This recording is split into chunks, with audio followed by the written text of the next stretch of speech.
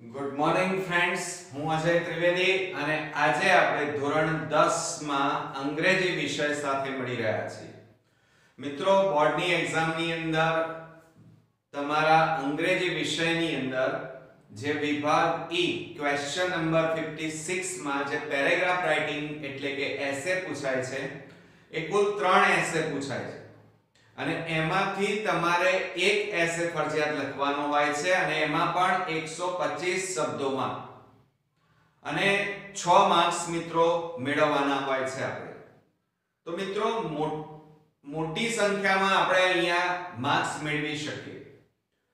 હવે પેરેગ્રાફ તમારે તૈયાર કયો કરવો એ સ્વાભાવિક એક મૂંઝવણ હોઈ શકે, આપણે સમજીએ છીએ, પરંતુ આ વખતે બોર્ડની એક્ઝામ માટેના જે મોસ્ટ ઇમ્પોર્ટન્ટ પેરેગ્રાફ રાઇટિંગ છે એના વિડિયો મેં બનાવ્યા છે. 3 વિડિયો તમે જોયા હશે કે જે મોસ્ટ ઇમ્પોર્ટન્ટ છે અને તૈયાર પણ કરાયા છે.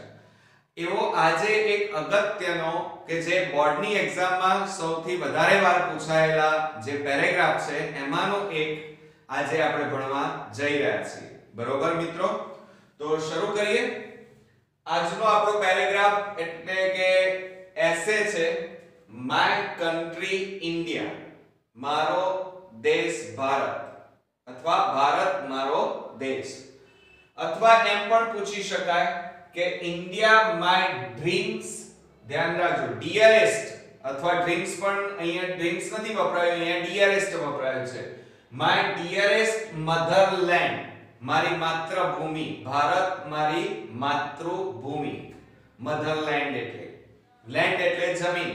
બરોબર, તો આજે આપણે જોઈશું માય કન્ટ્રી ઇન્ડિયા અને સાથે સાથે મોટા ભાગે જેટલા પેરેગ્રાફ રાઇટિંગ છે, ઈમેલ છે અથવા તો રિપોર્ટ રાઇટિંગ છે, એ બધામાં મેં દરેક રિપોર્ટ રાઇટિંગ હોય કે પેરેગ્રાફ રાઇટિંગ હોય એમાં અંગ્રેજી ફકરાઓના ગુજરાતી ભાષાંતર પણ મેં લખ્યા છે, જેથી તમે સરળતાથી એ ફકરો સમજી પણ શકો અને એનું ગુજરાતી ટ્રાન્સલેશન પણ તમને આવડી જાય, તો તમે ઈઝીલી થોડાક જ સમયમાં આખો પેરેગ્રાફ તૈયાર કરી શકો.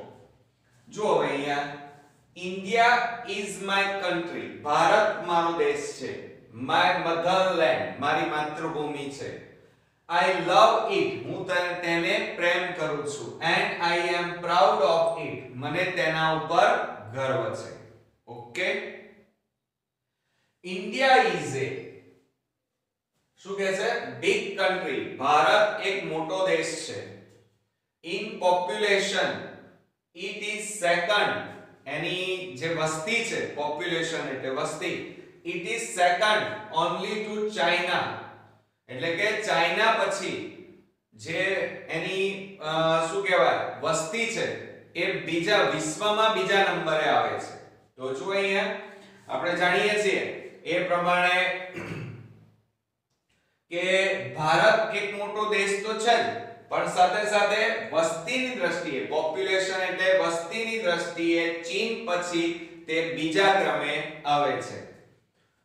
India has a rich and glorious, ધ્યાન રાખજો, India has rich એટલે સમૃદ્ધ અને glorious બરોબર એટલે ભવ્ય, past એટલે પહેલાનો ભૂતકાળ. તો ભારતનો ભૂતકાળ કેવો છે? તો સમૃદ્ધ છે, rich છે, અને glorious એટલે કે ભવ્ય પણ છે. ખ્યાલ આવ્યો પહેલા ફકરામાં મિત્રો? હવે નેક્સ્ટ પેરેગ્રાફ જોઈએ કે ટુડે એટલે આ છે India is one of the largest એટલે કે ડેમોક્રેસીઝ ઓફ એટલે કે લોકતંત્ર ઓફ ધ વર્લ્ડ, એટલે કે એનું ગુજરાતી શું થશે કે આજે વિશ્વમાં ભારત સૌથી મોટો, લાર્જેસ્ટ એટલે મોટો, ડેમોક્રેસી એટલે કે લોકશાહીમાંનો એક દેશ છે. બરોબર, વર્લ્ડમાં, દુનિયામાં. We Indians enjoy freedom of speech, એટલે કે કહેવાનો મતલબ એ છે કે આપણે ભારતીયોમાં સ્પીચ એટલે વાણી, વર્શિપ એટલે પૂજા, એન્ડ પ્રેઝ એટલે કે સ્તુતિ, પ્રાર્થના, એટલે કે જે અહીંયા આપણે ભારતીયો વાણી, પૂજા અને સ્તુતિ કરવાની સ્વતંત્રતા, ફ્રીડમ નો આનંદ માણીએ છીએ. All citizens have equal rights. એટલે કે બધા ભારતીયોને એક સરખા, રાઈટ એટલે હક છે, અધિકારો છે. તો બધા નાગરિકોને સમાન અધિકારો છે. India is rich in natural resources. Resource એટલે કે ભારત એ કેવો છે? તો નેચરલ એટલે કુદરતી, અને રિસોર્સિસ એટલે કે સ્ત્રોતોથી, એટલે કે ભારત કુદરતી સ્ત્રોતોની દ્રષ્ટિએ સમૃદ્ધ છે. બરોબર. અંડર ધ ગવર્નમેન્ટ એટલે કે સરકારની અંદરમાં. બરોબર. અહીંયા લખ્યું છે સરકાર હેઠળ. અંડર ધ ગવર્નમેન્ટ એટલે કે સરકાર હેઠળ ન્યૂ ઇન્ડસ્ટ્રીઝ એટલે કે નવા ઉદ્યોગો આર બીઇંગ સેટ અપ એટલે કે સરકાર હેઠળ નવા ઉદ્યોગો સ્થાપવામાં આવ્યા છે. ઓલરેડી એટલે કે અહીંયા જો already Indian goods are being exported to other countries એટલે કે ભારતીય માલની એક્સપોર્ટ એટલે નિકાસ કરવો, બીજા દેશમાં મોકલવો માલ. તો ભારતીય માલની નિકાસ તો આપણે ક્યારનીએ બીજા દેશોમાં થાય છે. બરોબર. એટલે કે મરી મસાલા હોય, શાકભાજી હોય, ફળફળાદીઓ હોય, અનાજ હોય, કઠોળ હોય, બરોબર, સૂકા મેવા હોય, એની આપણે બીજા દેશમાં નિકાસ ક્યારનીએ કરીએ છીએ. બીજું ન્યુ મેથડ્સ એટલે કે નવી પદ્ધતિઓ, મેથડ એટલે રીત, પદ્ધતિ, ઓફ એગ્રીકલ્ચર એટલે ખેતી, એગ્રીકલ્ચર એટલે are being used to increase food production એટલે કે ખેત ઉત્પાદન વધારવા માટે ખેતીની નવી પદ્ધતિઓનો ઉપયોગ કરવામાં આવે છે. જો અહીંયા શું કહે છે કે new methods of agriculture are being used એટલે કે ઉપયોગ કરવામાં આવે છે. કઈ? ખેતી માટે નવી પદ્ધતિઓનો ઉપયોગ કરી ઇન્ક્રીઝ ફૂડ પ્રોડક્શન એટલે કે ફૂડ એટલે અનાજ, અનાજનું જે ઉત્પાદન છે એ વધારવા માટે હંમેશા અહીંયા શેનો ઉપયોગ કરવામાં આવે છે? નવી ખેતીની નવી પદ્ધતિઓનો ઉપયોગ કરવામાં આવે છે. બરોબર મિત્રો. તો આ બંને પેરેગ્રાફ્સ હવે તમને સમજાઈ પણ ગયા હશે અને થોડાક તૈયાર પણ થઈ ગયા હશે. તો હવે નેક્સ્ટ પેરેગ્રાફ તરફ આગળ વધીએ. હવે મિત્રો આપણે નેક્સ્ટ પેરેગ્રાફ તરફ આગળ વધીએ. In the field of science and literature, India has produced famous people like જોજો હવે અહીંયા શું કહે છે કે સાયન્સ એટલે વિજ્ઞાન અને લિટરેચર એટલે સાહિત્ય ક્ષેત્રે પ્રોડ્યુસ્ડ એટલે રજૂ કરવું. હવે જુઓ people like Rabindranath Tagore, sir C V Raman, sir Jagdish Chandra Bose and Shri HN એટલે કે હોમી Bhabha, HN Baba.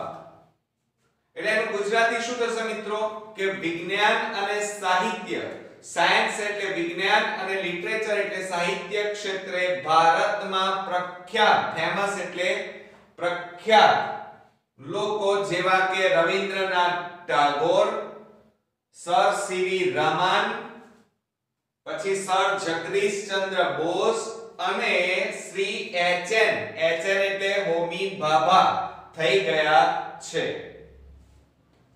India is A piece એટલે શાંતિ, લવિંગલી એટલે પ્રેમાળ, કન્ટ્રી એટલે કે ભારત શાંતિ ચાહક દેશ છે. કેવો છે? ઇન્ડિયા ઇઝ એ પીસ લવિંગ કન્ટ્રી, ભારત શાંતિ ચાહક દેશ છે. India is land of villages, village એટલે ગામડા. India is A land of villages with many languages, but there is unity. Unity એટલે એક સાથે રહેવું. ઇન ડાયવર્સિટી એટલે ધ્યાન રાખજો કે ઘણી ભાષાઓ, બરોબર, લેંગ્વેજ એટલે ભાષાઓ, ઘણી ભાષાઓ ધરાવતું ભારત. ગામડા, વિલેજીસ એટલે ઘણા બધા ગામડાઓનો દેશ છે, પરંતુ ત્યાં શું છે? વિવિધતા છે, બરોબર. there are, જો અહીંયા શું કહે છે? languages but there is unity in diversity એટલે કે વિવિધતામાં એકતા છે. યુનિટી એટલે એકતા, એટલે પરંતુ ત્યાં વિવિધતામાં એકતા છે. all religions એટલે લોકો, are honored પ્રામાણિક એટલે કે બધા, અહીંયા જુઓ શું કહે છે? all religions are honored. એટલે એનો મતલબ શું થાય કે બધા ધર્મોને માન આપવામાં આવે છે. my country has glorious historical buildings એટલે મારા દેશમાં હિસ્ટોરિકલ એટલે કે ઐતિહાસિક અને ગ્લોરિયસ એટલે ભવ્ય ઇમારતો, બિલ્ડિંગ્સ એટલે ઇમારતો છે. there is not a tourist who does not visit the Taj Mahal એટલે એમ કે છે આ વાક્યમાં કે એક પણ પ્રવાસી એવો નહીં હોય કે જેણે તાજમહાલની મુલાકાત લીધી ન હોય. પછી શું કહે છે?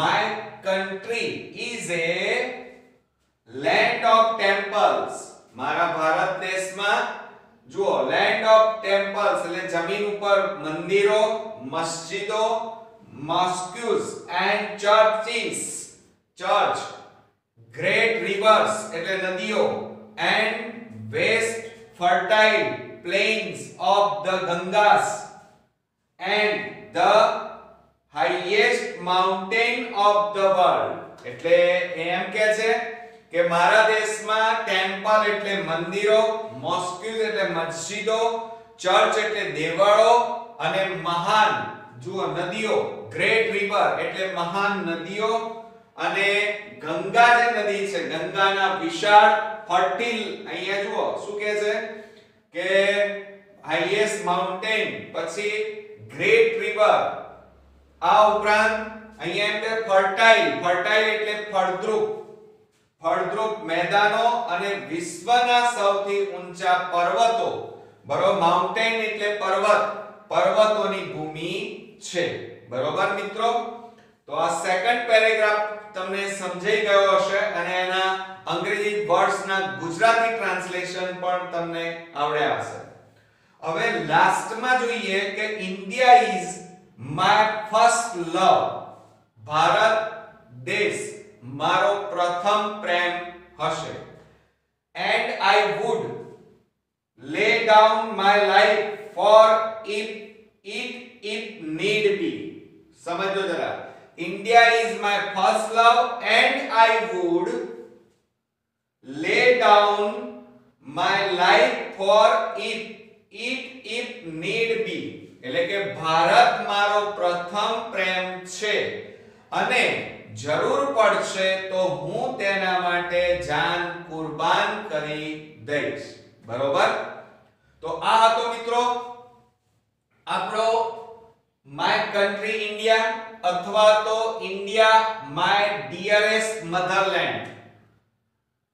આ નિબંધ હવે તમે સરળતાથી તૈયાર કરી શકશો કારણ કે એના અંગ્રેજી ફકરામાં પાછું ને નીચે ગુજરાતી ટ્રાન્સલેશન પણ લખી અને સમજાવ્યું છે જેથી તમને દરેક વાક્યને સમજવામાં સરળતા રહે. હવે આ આખા પેરેગ્રાફમાં જે ઓકવર્ડ સ્પેલિંગો છે અને એનું ગુજરાતી ટ્રાન્સલેશન હવે જોઈએ જેથી કરીને તમે એ ઓકવર્ડ અથવા તો જે ડિફિકલ્ટ વર્ડ્સ છે એનાથી થોડા પરિચિત થઈ જાઓ. હવે મિત્રો આ પેરેગ્રાફમાં કેટલાક ઓકવર્ડ ડિફિકલ્ટ વાળા સ્પેલિંગો થોડાક વધારે છે તો એ આપણે જોઈશું જેથી કરીને તમને આ પેરેગ્રાફ તૈયાર કરવામાં સરળતા રહે. હવે એમાં ડિફિકલ્ટ વર્ડ્સ કયા કયા છે? તો એક તો મધરલેન્ડ એટલે માતૃભૂમિ થાય, બીજો છે પ્રાઉડ, પ્રાઉડ એટલે ગર્વ. બીજું છે પોપ્યુલેશન, પોપ્યુલેશન એટલે વસ્તી. ગ્લોરિયસ એટલે ભવ્ય. ડેમોક્રેસી એટલે લોકશાહી. ફ્રીડમ એટલે સ્વતંત્રતા. સ્પીચ એટલે વાણી અને વર્શિપ એટલે પૂજા કરવી અને પ્લેન્સ, પ્લેન્સ એટલે મેદાન. ધ્યાન રાખો, પ્રેઝ એટલે સ્તુતિ કરવી. પ્રેયર આપણે કહીએ છીએ અને પ્રાર્થના કહેવાય, એમ અહીંયા પ્રેઝ એટલે સ્તુતિ કરવી. સિટીઝન્સ એટલે નાગરિકો. ઇક્વલ એટલે સમાન. રાઈટ એટલે અધિકારો આપણા. નેચરલ એટલે કુદરતી. રિસોર્સિસ એટલે સ્ત્રોતો. સેટઅપ એટલે સ્થાપવું. એક્સપોર્ટેડ એટલે નિકાસ કરવી. મેથડ્સ એટલે પદ્ધતિઓ. એગ્રીકલ્ચર એટલે ખેતી. પ્રોડક્શન એટલે ઉત્પાદન. ત્યાર પછી છે લિટરેચર, લિટરેચર એટલે સાહિત્ય. લેંગ્વેજીસ એટલે ભાષાઓ. યુનિટી ઇન ડિવિસિટી એટલે કે ઇન ડાયવર્સિટી કહેવાય. યુનિટી ઇન ડાયવર્સિટી એટલે વિવિધતામાં એકતા. ખૂબ જ ધ્યાન રાખજો કે યુનિટી ઇન ડાયવર્સિટી એટલે કે વિવિધતામાં એકતા. રિલિજિયન્સ એટલે ધર્મો. ઓનર્ડ એટલે માન આપવું. હિસ્ટોરિકલ એટલે ઐતિહાસિક. ટુરિસ્ટ એટલે પ્રવાસી. મોસ્કિસ એટલે મસ્જિદો. વાસ્ટ એટલે વિશાળ. ફર્ટાઇલ એટલે ફળદ્રુપ. માઉન્ટેન એટલે પર્વત. અને લાસ્ટમાં લે ડાઉન, લે ડાઉન એટલે જાન કુરબાન કરવી. બરોબર મિત્રો? તો આ ડિફિકલ્ટ વર્ડ્સ પણ આપણે જોઈ લીધા, ગુજરાતી ટ્રાન્સલેશન પણ આપણે જોયું. તો હવે મને ચોક્કસ ખાતરી છે કે આ પેરેગ્રાફ હવે તમે સરળતાથી તૈયાર કરી નાખશો.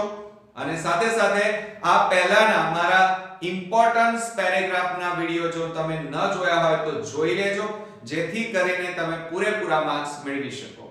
તો નેક્સ્ટ વિડિયોમાં બીજા એક મોસ્ટ ઇમ્પોર્ટન્ટ પેરેગ્રાફ સાથે ફરી મળીએ છીએ. ત્યાં સુધી ગુડ નાઈટ મિત્રો.